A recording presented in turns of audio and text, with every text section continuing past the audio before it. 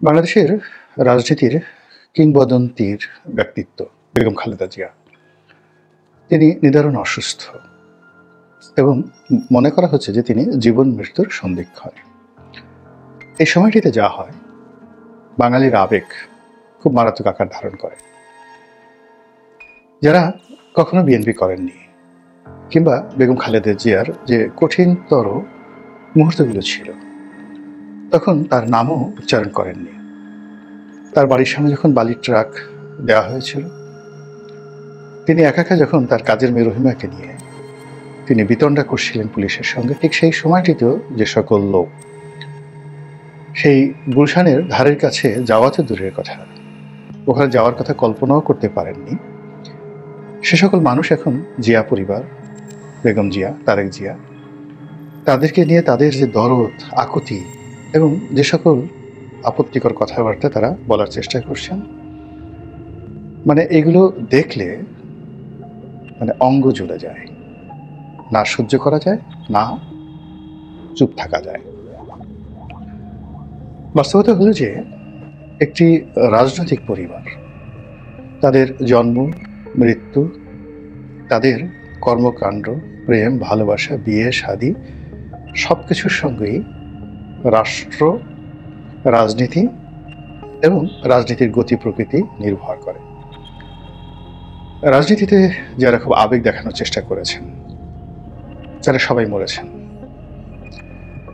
বাংলাদেশে গত 14 মাসে যা কিছু হয়েছে, আমি বেশ কয়েকবার যেটা বলার চেষ্টা করেছি সেটা হলো, যদি জনাব তারেক রহমান সাহেব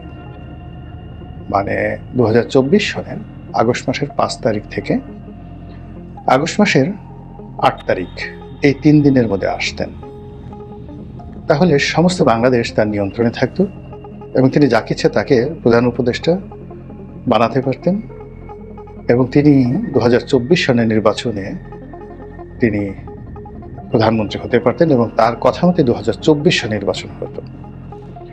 2 নম্বর হলো যে তিনি যদি বাংলাদেশে আসতে চাইতেন, তাহলে 2024 সনের আগস্ট মাসের 5 তারিখ থেকে 15 তারিখ পর্যন্ত, 15 আগস্ট পর্যন্ত 32 নম্বর বাড়ি ভাঙার আগ পর্যন্ত পুরো পরিবেশ পরিস্থিতি তার নিয়ন্ত্রণে ছিল, বাংলাদেশ তার জন্য নিরাপদ ছিল। এবং তিনি ওই সময়টিতে আসলে অনেক কিছুই ঘটতো না এই বাংলাদেশে।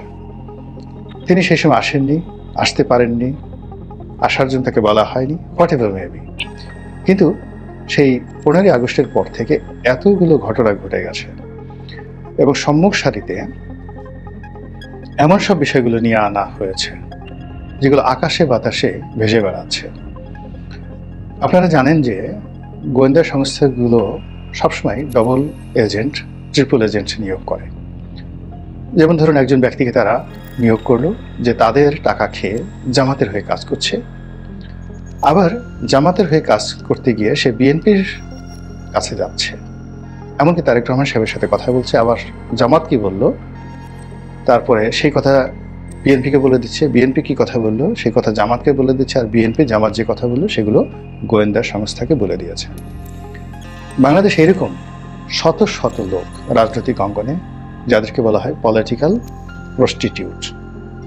শুধুমাত্র টাকার জন্য তারা চিৎকার করে, টাকার জন্য নাচে, টাকার জন্য মার খায়, টাকার জন্য জেলে যায় এবং যারা তাদেরকে জেলে নেয় আবার তাদেরকেই তারা জেল থেকে বের করে। এই যে রাজনীতির নাটক হয়, এই নাটকের অনেকগুলো কুশীলব পলিটিক্যাল প্রস্টিটিউট সামহাউ সেই জুলাই আগস্টে বিপ্লবের সময় বিএনপির শীর্ষস্থানীয় অনেক নেতাদের সঙ্গে তাদের বৈঠক, গোপন কথা এবং সে সকল কথাবার্তার দলিল সবকিছু এখন বিএনপির অনেক নেতার জন্য বুমেরাং হয়ে পড়েছে।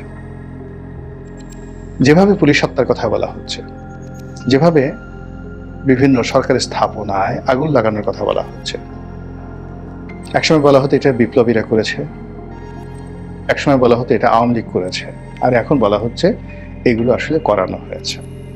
কারা কারা করিয়েছে এটা নিয়ে প্রথমে একেবারে না বুঝেই অনেকে বলেছেন আমরা করেছি, অনেকে বলেছেন ওরা করেছেন, অনেকে বলেছেন অমুক করিয়েছেন, অমুকে টাকা দিয়েছেন।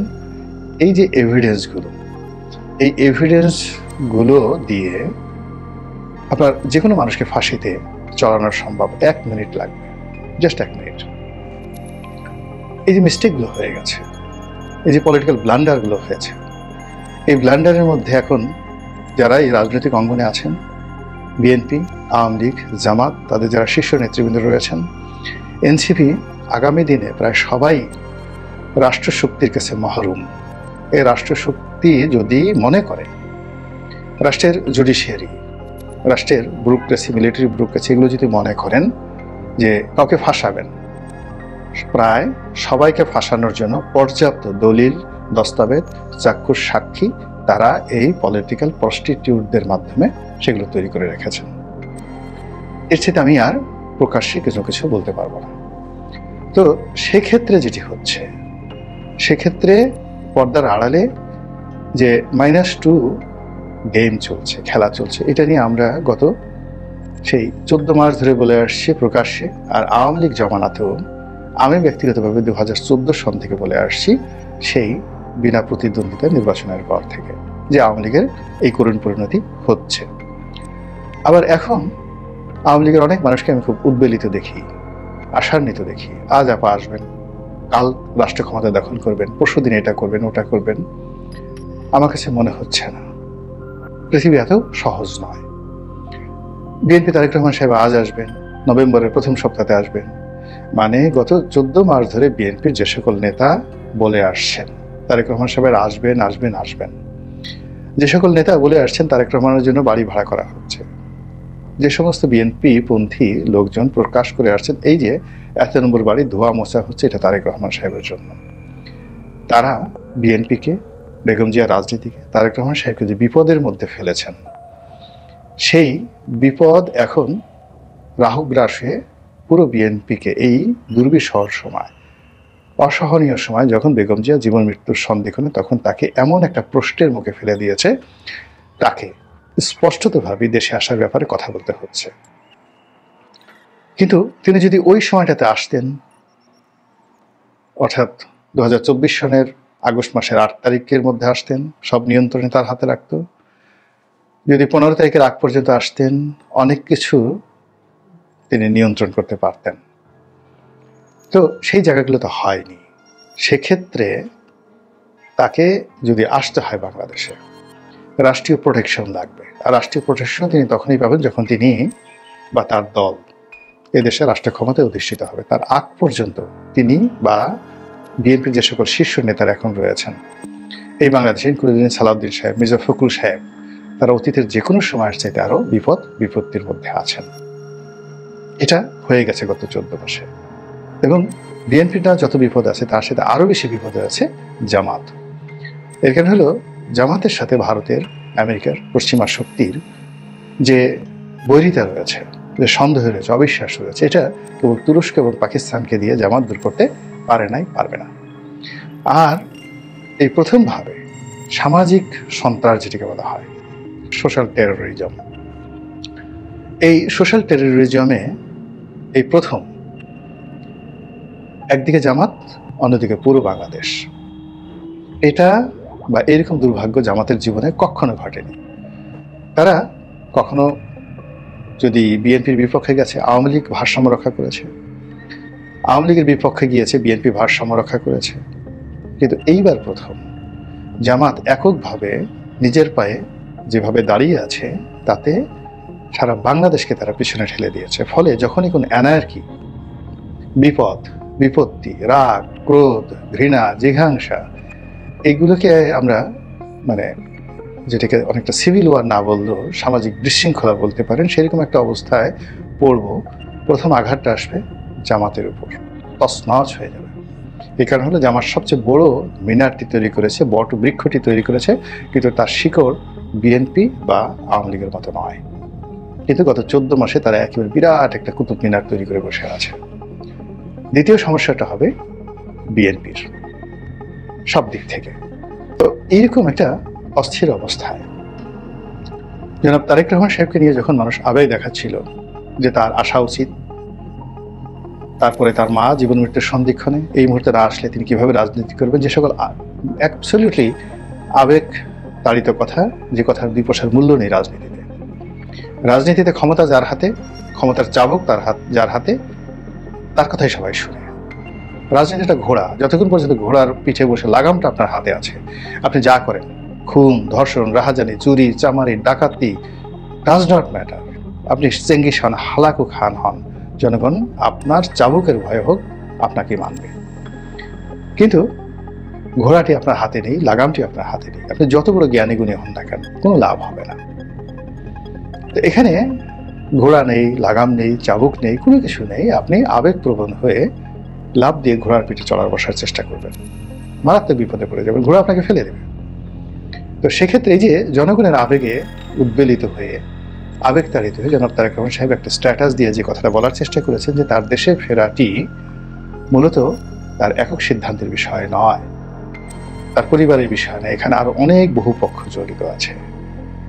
এটা এই মুহূর্তে আমি মনে করি জনাব তারেক রহমান সাহেব এবং বিএনপি রাজনীতির জন্য যে ঝুঁকি তৈরি করলো, সেই ঝুঁকিটা যদি তিনি কাটিয়ে উঠতে পারেন আলহামদুলিল্লাহ, যদি তিনি কাটিয়ে উঠতে না পারেন তাহলে তিনি তো আসবেন না। কিন্তু এই যে তিনি যে কজন প্রার্থীকে ঘোষণা করেছেন মনোনয়ন নিয়ে, যারা নির্বাচনী এলাকায় আছেন, বিএনপির রাজনীতি করার জন্য যে সকল লোক মাঠে ময়দানে গত 14 মাসে বিএনপির পক্ষ হয়ে জামাতের সঙ্গে, এনসিপির সঙ্গে, আওয়ামী লীগের সঙ্গে প্রবল শত্রুতা করছে এবং যাদের মাথার উপরে মানে চাঁদাবাজি, দখল, লুটতরাজ, মারামারি, কাটাকাটি, এরকম অসংখ্য ক্রিমিনাল কেসের যে প্রেক্ষাপট, অজানা শক্তি, তৃতীয় শক্তি, চতুর্থ শক্তি, যারা দূর থেকে একেবারে বলতে গেলে তাদের আমল নামা লিখে রেখেছে, ফলে তাদেরকে জাস্ট ক্যাচ করবে, ধরবে, মানে কপ করে ধরবে, এটা 5 মিনিট সময় লাগবে না। এবং সেইরকম একটা পরিস্থিতি যদি তৈরি হয়ে যায় তাহলে শেখ হাসিনা গত 15-16 বছর ধরে, তার আগে মঈনুদ্দিন ফখরুদ্দিন 2 বছর 2.5 বছর ধরে, সব মিলিয়ে অলমোস্ট 18 বছর ধরে বিএনপির যে শক্তিমত্তা যেভাবে নষ্ট করেছে, তা দেখা গেল যে আগামীতে যে পরিবেশ পরিস্থিতি তৈরি হবে সেটা সৃষ্টি হতে সাকুল্যে 20 ঘন্টার সময় লাগবে, অনলি 20 আওয়ার্স টাইম। রাজনীতিতে একটা মুখের কথা, একটা সিদ্ধান্ত, মানে এটা কোর্স অফ অ্যাকশন, এটা চেঞ্জ করে দেয়। এই বিষয়গুলো মানে অনেক, যাকে বলা হয় আত্ম উপলব্ধির বিষয়। নেতাকে নিজের সিদ্ধান্ত নিতে হয়, অন্যের শেখানোগুলি কিংবা অন্যের এক্সপেকটেশনের সঙ্গে কমপ্লাই করা কিংবা পরিবেশ পরিস্থিতি অনুযায়ী সিদ্ধান্ত পরিবর্তন করা, এটা নেতার জন্য, যে কোনো একটা নেতার জন্য আত্মহত্যার শামিল। বরং সারা দুনিয়া যেটা বলছে সেটার বিরুদ্ধে রুখে দাঁড়ানো, সারা দুনিয়া যেটা বলছে তার স্রোতের বিরুদ্ধে যাওয়া, সেটা হলো নেতার কর্ম।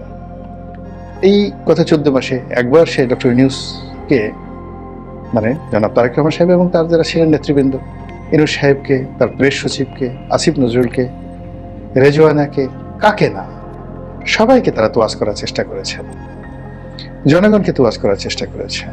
এই সময়টাতে জনাব তারেক রহমান সাহেবকে মানব থেকে মহামানব বানানোর চেষ্টা করা হচ্ছে। এই সময়টাতে তিনি একজন দাতা, তিনি মানুষকে সাহায্য করেন, এই জিনিসগুলো করার চেষ্টা করা হচ্ছে। এগুলো কেউ স্মরণ রাখছে না। It's not the time.